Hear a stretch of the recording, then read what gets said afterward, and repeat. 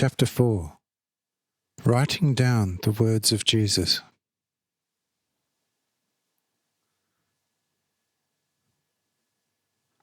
The Lord. See to it, Mark, now that the dawn begins to colour the mountain peaks, that we get some breakfast. For we do not want to approach the 5 criminals with empty stomachs. They will be a problem for us until they are saved. But once they are saved, they must have salt, bread, and wine to strengthen them, for they will be very weak after the healing. But salt, bread, and wine will give them the strength they need. Mark says, "Lord, it will all be done." At this, he immediately orders his wife and children to check the kitchen so that everything would be ready at the right time. Immediately, his wife, the 2 sons, and 4 daughters hurry into the kitchen and get busy. Some of my disciples also offer their service to clean fish, which as fishermen they can do well.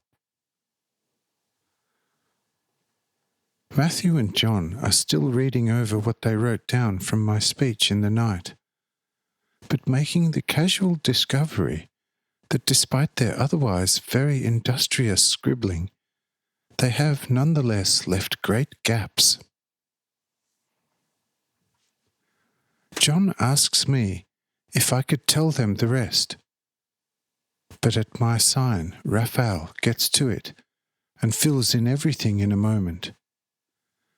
And when the 2 go through their notes, once again, they cannot find any holes, and everything is in the best order.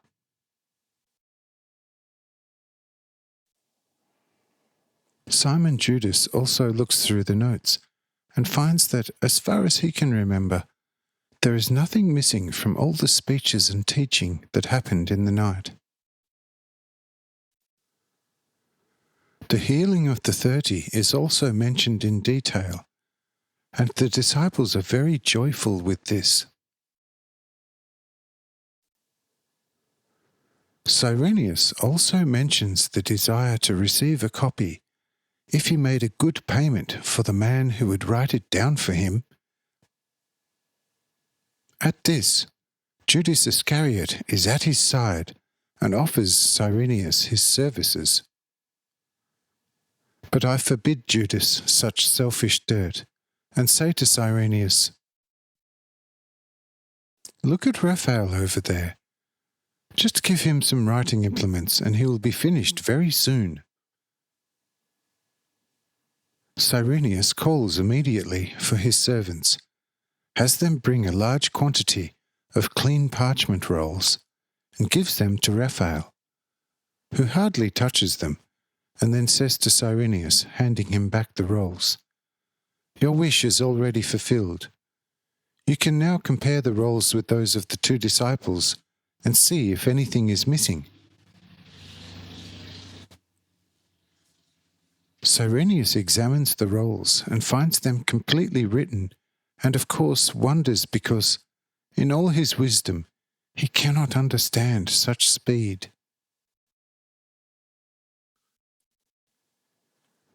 But now the 30 Pharisees and Levites look at the rolls, and the certain speaker, who is called Hebron, says, "Yes, what I have now seen and read is word for word the same as what has been discussed here.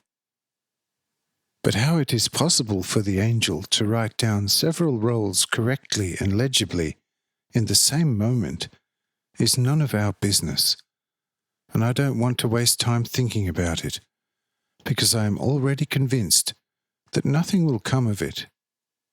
For we mortals will only understand the immortals when we become fully immortal ourselves, and we will only fully understand the performances of the spirits when we ourselves become pure spirits.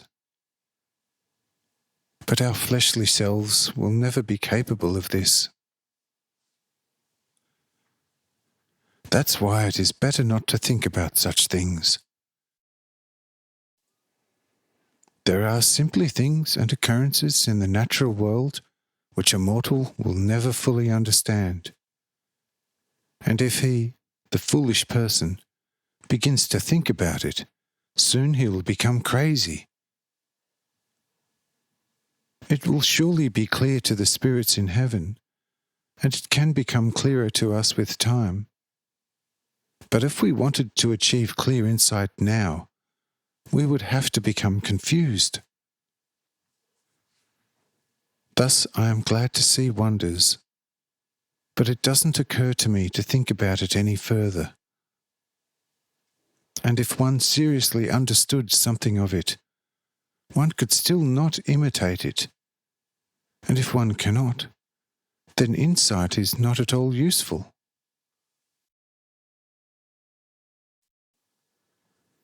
Cyrenius says, "You are probably right in a certain material way, but I am not concerned with imitating anything. Instead, that since there is an immortal spirit in me, I would like to see the spiritual things concerning my spirit with more than just tightly bound eyes. And it bothers me in every part of my being to learn such a little from out of the mouth of the wise man amongst us about the reason for this rapid writing by the angel.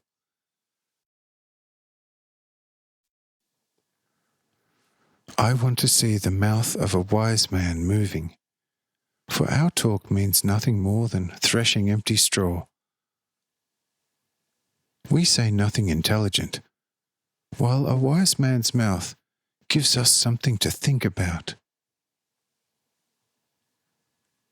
Hebram says, somewhat witty, "That is certain, but our surprise is due to the fact that in the end we understand the speech of the wise man just as little as the wonder itself, without any enlightening speech of a wise man.